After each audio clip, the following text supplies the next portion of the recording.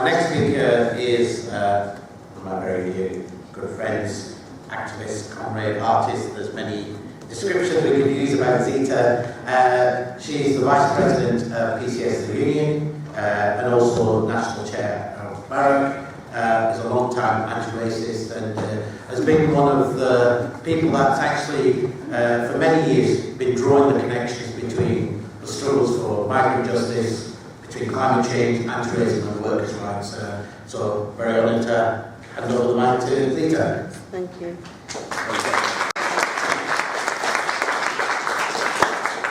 Can you hear me okay with the mic there? Is it working? I pinned it to my scarf so I don't have to hold it. Yes? No? A bit higher? It might not be on, you might have to push the button. What button? This one? This one, yeah. It's flashing.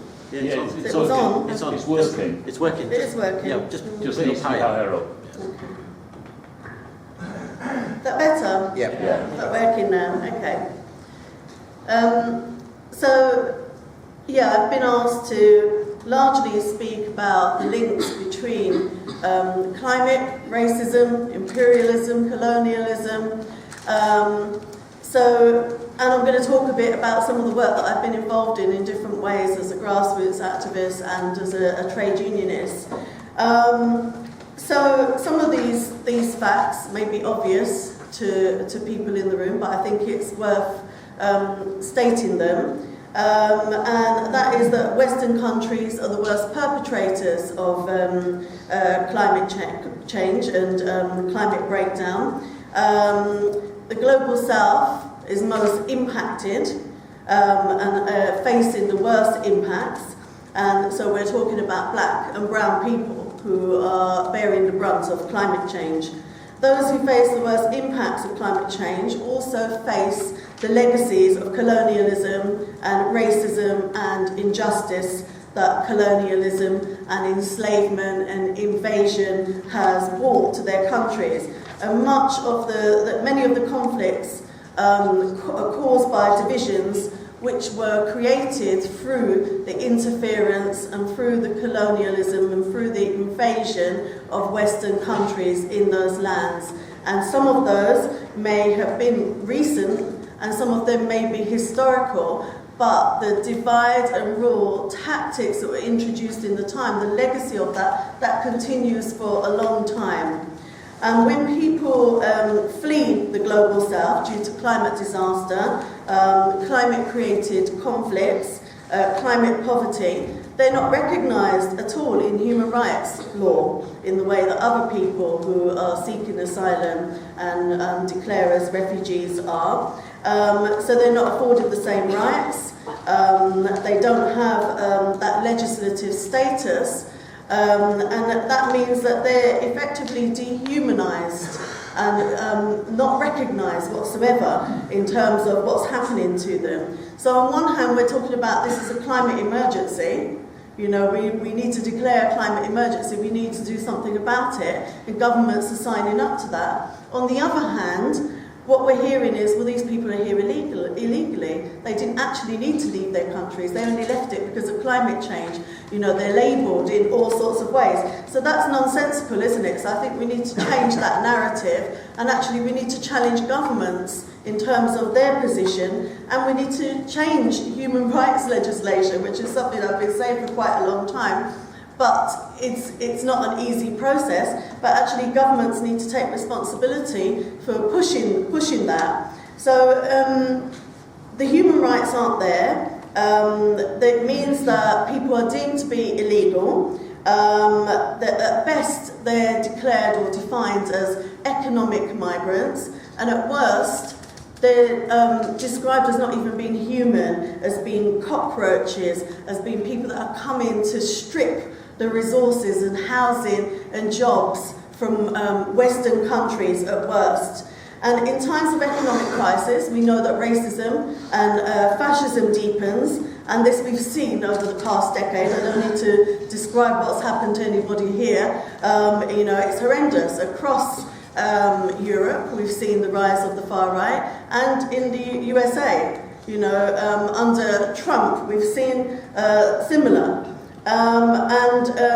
That means that those who are fleeing climate disaster are labelled, are demonised, and the complete disregard of the pillaging and theft of resources and artifacts by Western countries is actually shameful and disgraceful. And there's a debate that's going on in the UK now about whether we should have like a slavery memorial to remember the enslavement of African people and who should have ownership of that and whether or not it should be funded by the state. But the fact that we're even having to have this conversation at all just shows the state of things. And I remember on the bicentenary of the abolition of the Slave Act, which actually didn't end enslavement of African people and didn't end the trading, but it was an act that was introduced, speaking on a motion at TUC Congress on this issue, and because I didn't big up William Wilberforce, for example, and I talked about freedom fighters in Caribbean countries, slave revolts, I was demonised and labelled. Somebody in my union at the time called for my resignation from the National Executive because I didn't promote and big up William Wilberforce. So the kind of attitude we have to colonialism and the legacy of colonialism and enslavement needs to change, and we need to call it out and we need to challenge it. And actually it shouldn't just be those who are living with that legacy that call it out. All of us need to do that. And there's a particular impact when it comes to gender and women. Women become weapons used in conflict and in times of extreme poverty. They're trafficked, they're exploited, they're sexually abused, but also because they're primary carers, they're less able to flee their circumstances with children and babies to care for, and it slows them down. And when they do flee, they're outnumbered in huge amounts by men, which mean that they're in an unsafe environment when they are fleeing. And the history of colonialism in relation to climate crisis, how it's destabilised and impoverished countries in the global south, should actually inform our understanding of how climate change is impacting on the global south. And I don't think very often or often enough that's in the narrative when we're talking about these issues. I live by the principle that there should be nothing about us without us. So we should be on the platforms and we should be at the table when the discussions are taking place about what impacts on us.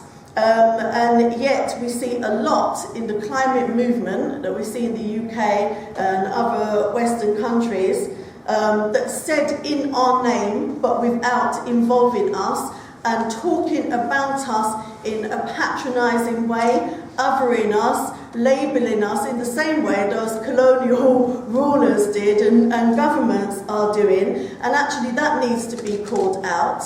And, it shouldn't be that we are pigeonholed. I've had calls to say, we want a minority ethnic block of this, and we want black people over there doing that. Why are you trying to put us in a corner? Actually, what you're talking about is something that impacts on us, impacts on our families, and so the conversation should be including us. But I've seen climate movements in the UK actively blocking young black people who are actually leading movements around climate issues, and that's quite horrendous and it's shameful, and we shouldn't be allowing anything like that to be happening in our movement. If we're serious about challenging climate change, we have to involve those people who are most impacted and who have lived experience. And even if they're living in the UK, we will have family who have that lived experience, and we may be responding to what's happening to our own families.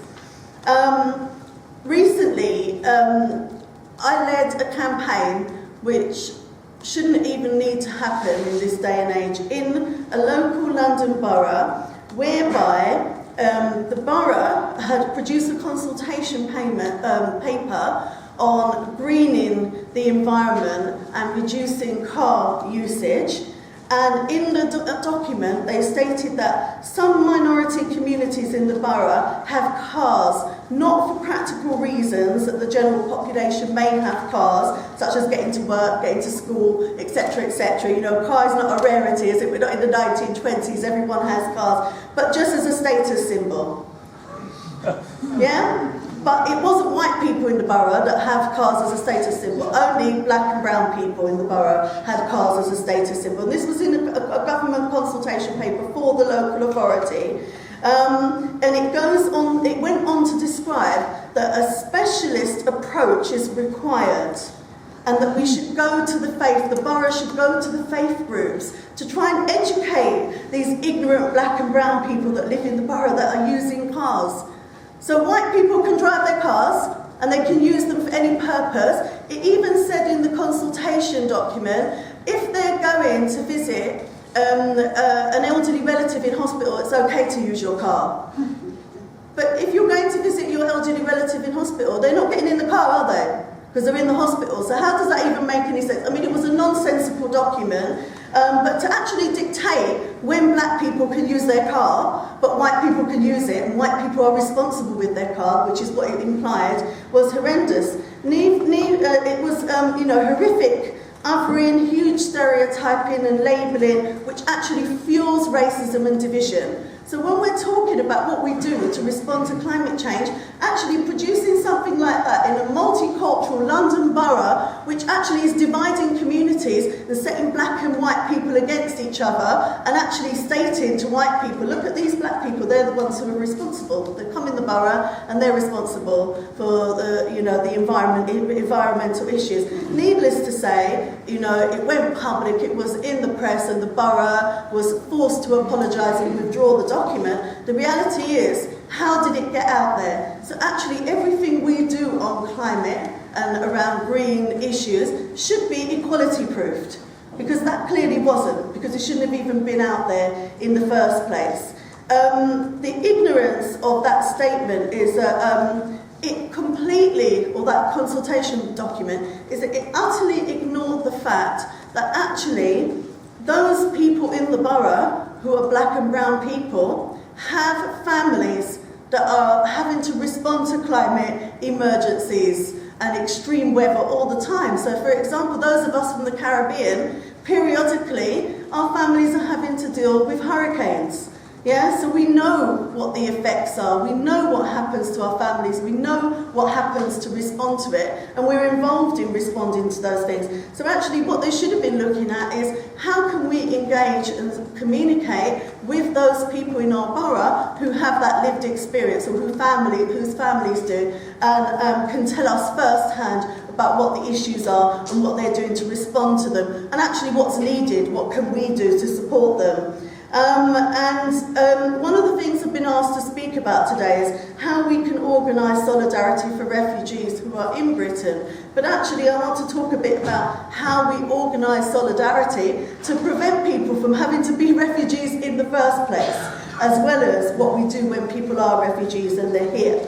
So I think that we should look at how we organise practical solidarity and actions to support those who are impacted, to be able to stay at home, be able to live, to be able to do more than survive. Recently, a group that I'm involved in has been fundraising for a village in Malawi that's been impacted by Cyclone Idai. And we also did a separate fundraiser to fund training for the villagers to do a permaculture course, because crops are failing, and when crops fail, that's when people have to move from rural areas because they can't sustain themselves. They move into cities and towns. Those become overcrowded, and actually that creates poverty, and it creates conflict when cities become overcrowded, and then people are displaced and have to flee. So actually having sustainable and ethical frameworks and systems that can help people to remain where they are and live off the land and live where they are is really important. So I think we should be looking at how can we fund. So we shouldn't have to be fundraising for one or two individuals to go on a permaculture course. What can we do to have some infrastructure where those courses are available in all the countries that are impacted, so that everybody who wants to go on them can go on them? And in one of my, since 2014, Barrack UK, my organisation, has been coordinating aid convoys and distributions, actually with RS21 as well, in the early days. I've got nearly no time left. I'm going to wrap up really quickly then. Our perspective is that actually we need to give practical solidarity. So just saying, giving solidarity messages to refugees is not enough. So we started coordinating aid distributions, and we've been doing that regularly every few months since 2014. And we take aid to France, but whilst there was an infrastructure in Dunkirk and Calais, we worked directly with refugees, and we responded to their direct needs. And actually, a lot of cultural and religious needs were not being addressed. So we were taking African hair products, African skin products, halal food and toiletries, bringing ingredients so people can make their traditional porridge and bread, because actually having that little bit of home comfort makes a difference when you're displaced. So responding to those needs was effectively what we specialise in. At the moment, there's no infrastructure, so our focus in terms of food, we bring all the other supplies that are needed, but in terms of food is working directly with the refugee community kitchen and bringing supplies to them. And then one final point, is that all right? Yeah? There was another whole section I was asked to speak on, but I haven't got time for that. I'll bring it there. So one thing I want to talk about is I sit on a committee on the European Public Services Union, which is basically a public sector structure for unions across Europe who are in the public sector unions. And for the last year and a half, we've been doing a project of work to look at public sector workers responding to the needs of migrants and refugees coming into Europe. And we know because of austerity and cuts, they're under-resourced, they're not fully equipped, they may not be properly trained, and actually you need to have systems to ensure that the workers aren't racist and hostile to migrants coming in. And things like, for example, those who are rescuing people in the Mediterranean Sea. You may have 3 people on a rescue ship and there are 50 people drowning, and they have to make a decision on who to rescue, which is quite horrific. So, we're looking at it from a worker's perspective as well as a refugee perspective. So a lot of those workers are also experiencing post-traumatic stress, but also physical injuries from the sheer volume of having to lift people who are drowning and save them. So one of the things we've been campaigning for across Europe is properly and adequate resourced public services that are responding to the needs of refugees and migrants. And we've been to refugee camps and refugee centres in Melilla, which is a Spanish enclave in Morocco, and in Palermo. And in Palermo, we signed a document that signed up public sector unions who were involved in the initial campaign to welcome migrants and refugees to Europe, to make sure that we campaign for adequate resources and to campaign against the effects of racism and fascism. So those are practical things, that we can do. But I think just to finalise what I want to say is that it's all very well us going on protests. Protests are important, of course they are. Yeah, but we can't just do protests. We have to take collective and individual responsibility for our own actions. And when racism occurs in the narrative around climate, we need to call it out and challenge it. And it shouldn't be left to me and the people that are directly facing racism and having to fight racism every single day of our lives to do that. Every single one of us in the movement need to do that. And that means we have to educate some of the climate movements that are developing around race equality and around colonialism and around discrimination. Thank you.